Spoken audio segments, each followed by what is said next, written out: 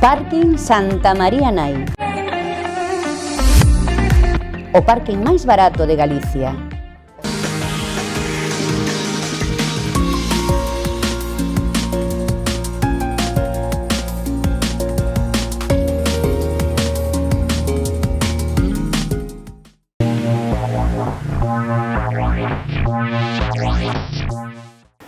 Bueno, para ter a tranquilidade, falamos nunca hai certezas absolutas, pero como todo na vida, hai que reducir as probabilidades de que pasen cousas desagradables. Nunca hai situacións similares, non é o mesmo que eu vaya a pasar as Navidades con meus pais que son novos e están sanos, que se vou a pasar as Navidades con meus pais que son enfermos de riesgo ou son moi maiores ou ben xente maior. Que se recomenda para estas Navidades? O que recomendo eu, máis que nada? Primeiro, evitar reunións de grupos moi distintos. Non deberían de xuntarse nunca máis de 2 unidades familiares próximas. Quere dicir que serían 2 unidades familiares? Pois o grupo de abuelos, por exemplo, co grupo de fillos que teñen os seus netos e todo ese tema, non? Para ter unha tranquilidade total, a pesar de que hai moitas opinións diverxentes, non estaría por demais facer algún tipo de proba que che garantice que estar sano e que vas a pasar 3 ou 4 días sano. Enténdase ben sempre que sano ou enfermo hai que guardar as medidas de protección, de mascarilla, de distancia e todo eso. Cales serían, ao meu criterio, as probas máis razonables? E cando digo razonables, digo que sean as máis eficaces e ao mesmo tempo as máis baratas, porque todas teñen aquela cousa. Eu se tuvera que ir a facerme unha comida con un familiar de riesgo e quixese levar a máxima garantía, faría unha mezcla de 2 probas, que son, entre comillas, as máis baratas, que sería un test de antígenos.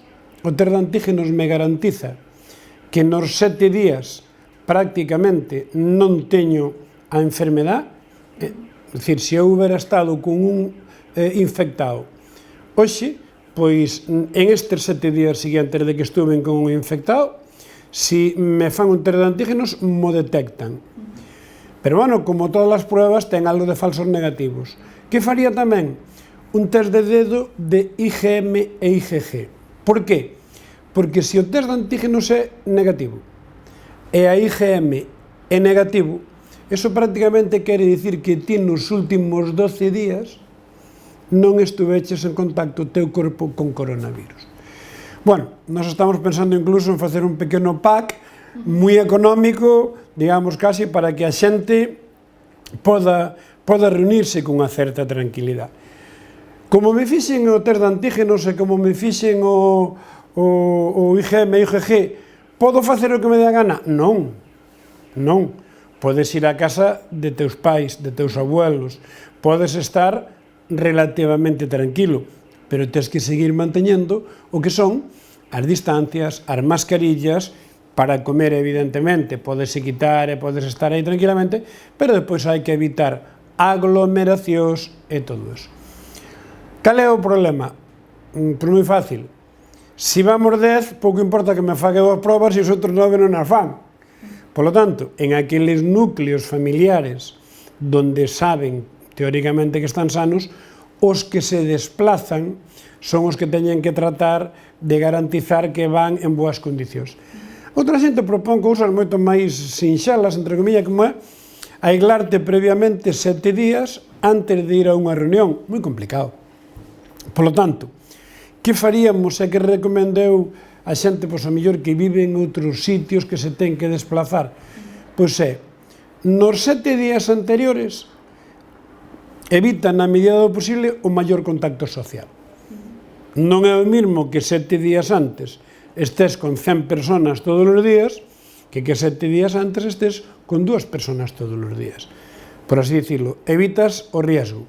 Segundo, fai algunha proba. algunha, pois as máis elementales, as máis baratas, algo que aumente a túa garantía de que non tes coronavirus. E terceiro, unha vez feitas as dúas, cando chegues a casa da xente que lle queres moito, mantén as túas medidas de prevención.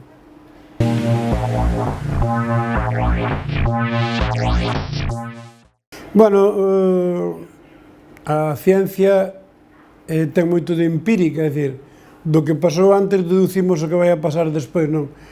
Ten mala pinta, porque estamos comprobando que en canto nos relaxamos, en canto perdemos, digamos, a sensación de riesgo, o que pasa é que volvemos a cometer imprudencias, volvemos a estar sin mascarilla, volvemos a perder a higiene de lavar as mans, volvemos a estar en locales pechados, falando sin mascarilla, e iso é peligrosísimo. Por lo tanto, non eu, senón que toda a comunidade científica ve que hai un risco elevado importante de unha terceira ola a partir de despois das Navidades. Por lo tanto, tamén é certo que cada vez vamos aprendendo máis, e ao ir aprendendo máis todos, pois nos vamos vigilando máis.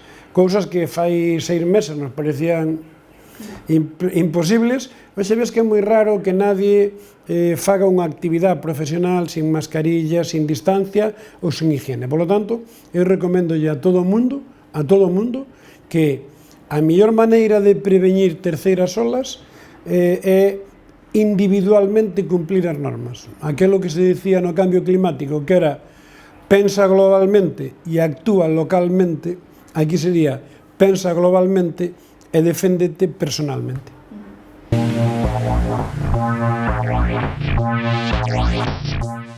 Bueno, eu estou-me lendo todo de vacunas, non? Cando ti lees as vacunas, pois nunca tens que facerlle caso ao que di o que a fai e o que a vende, claro? Porque o que a fai e o que a vende che vai a dicir que sempre é a mellor de todas. Hai vacunas moi revolucionarias, non? As que modifican o ARN, que eso parece que o futuro ven por aí. Hai vacunas moi tradicionales, que son as que fan con virus atenuados e todo isto. Eu creo que a vacuna vai a ser a solución do futuro, pero discrepo en que sexa unha solución de corto plazo e absolutamente universal. Que quero dicir? Que unha persona que ten unha cardiopatía, unha persona que ten un proceso oncológico, unha persona moi vulnerable, sin duda ninguna, o efecto risco-beneficio está a favor da vacuna. Por qué? Porque sabes que se colles o virus vas a ter un problema probablemente gravísimo. Na medida que se vayan confirmando as medidas de seguridade das vacunas, os grupos de población serán cada vez máis amplios. É dicir, se unha persona que está sana non ten ningún tipo de problema e dice, se me poño unha vacuna podo ter un problema, dirá, bueno, pero vou a esperar. Por lo tanto, me parece moi correcto que se emprece por grupos de risco. Grupos de risco, primeiro, sanitario, non? Aqueles pacientes todos que por edad ou por enfermedad deben asimilarlo. Segundo, por profesións de risco, sanitarios, tal. Primeiro, porque hai poucas e hai que administrarlas ben, e segundo, porque eses grupos sempre salen ganando, porque é máis riesgo non poñela que poñela. E depois, pouco a pouco, tamén se irán confirmando as medidas de seguridade e todo tipo de medidas que podan ser novedosas e chegaremos a que a finales do ano próximo e a principios do seguinte podemos chegar a unha inmunidade colectiva que nos garantice a todos, bueno, pues que isto xa pasou.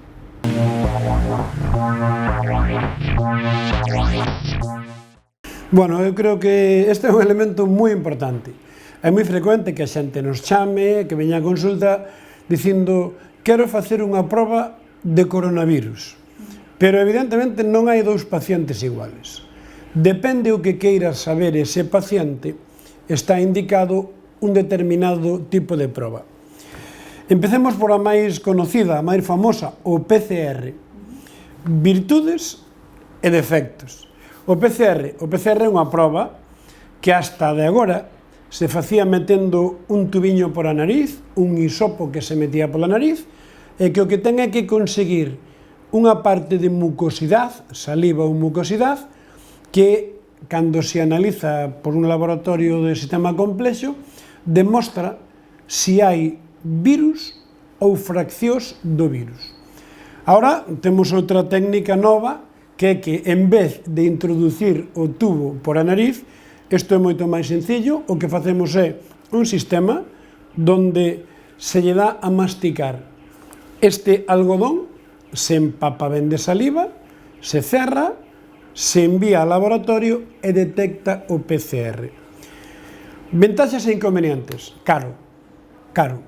Estaba a un precio de 150 euros, ahora ronda os 100, 105, pero sigue sendo caro.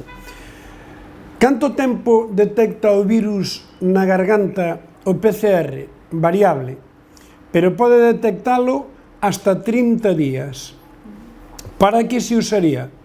Para saber se tes o virus inicialmente.